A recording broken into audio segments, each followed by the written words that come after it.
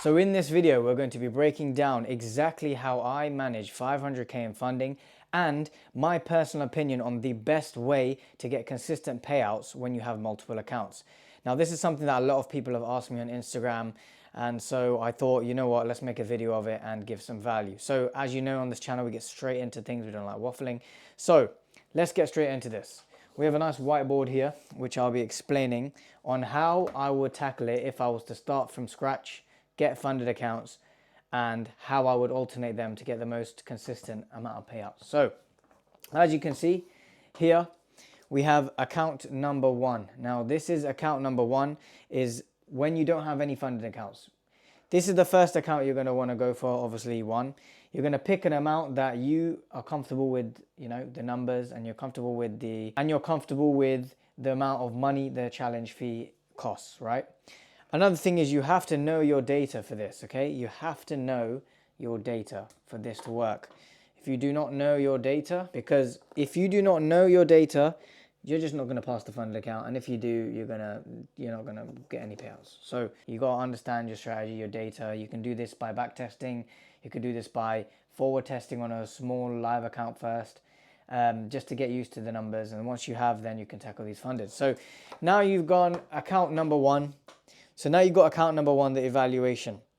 You're going to risk between 1 to 2%. The reason why I say between 1 to 2% for this is because you don't want to be risking 0.5%, because the thing is, there's something called time efficiency, like I've mentioned before, and you want to still pass the funded account in an efficient time, because that's what we're doing this for, right? To pass these efficiently. We don't want to risk too much in the beginning because you can't afford to lose so many challenges, but between 1 to 2% is a good amount to risk on these challenges in the beginning.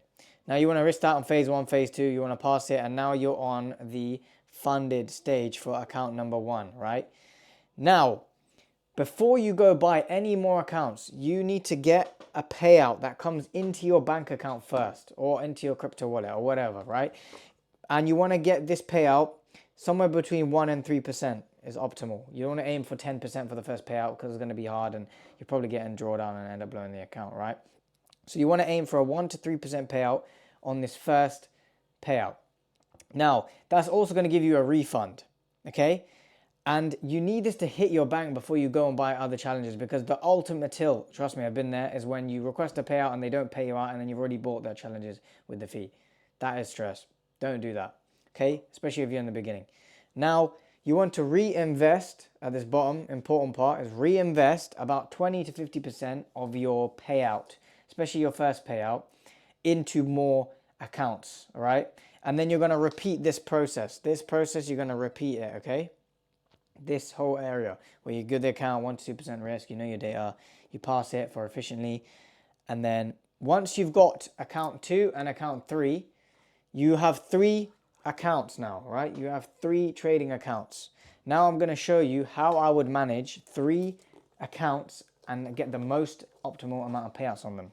So account number 1, you want to get between 1 to 3% payout. I always say between a 1 to 3% payout, because that is optimal, and it's something that's not like crazy that you can't obtain it. You can get that, right? Account number 1, get 1 to 3% in payout. And then you're going to want to do, while this is waiting for a payout, you're then going to want to go to account number 2, right? And account number 2, the same thing. While this one's waiting a payout, so this is on pause, this one, you're going to be getting 1 to 3% on again.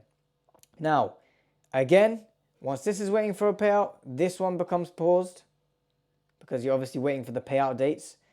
Then you go to this account, number 3, and you get that to 1 to 3% payout. Now, when they're all waiting for a payout, okay, if all waiting for a payout, then this is something you can make a decision on.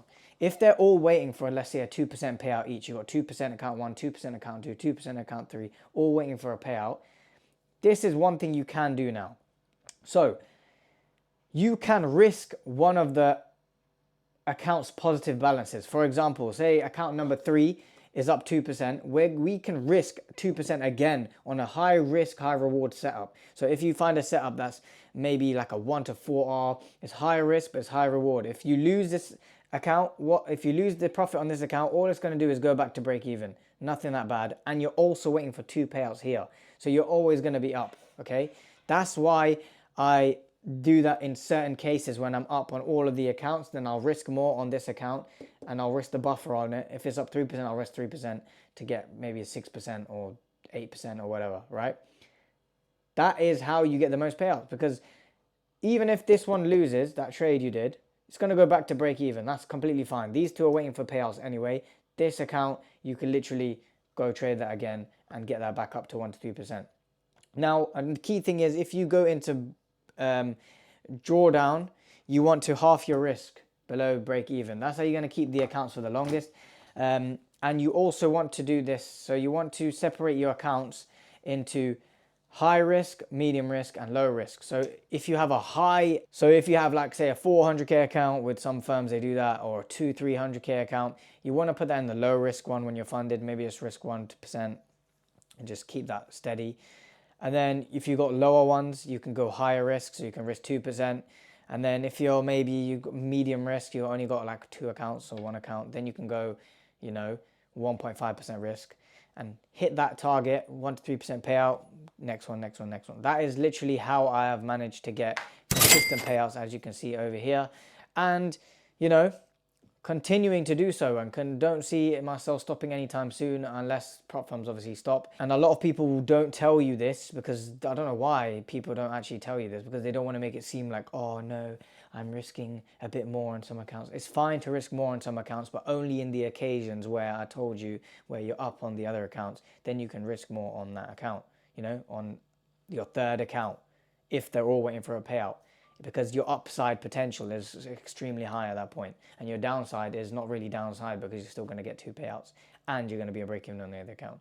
So if you guys enjoyed this video, you know how I like to do. I like to just teach you guys things that I've learned personally, things that I've been through personally. So if you guys did enjoy, drop a like, comment on what you want to see next.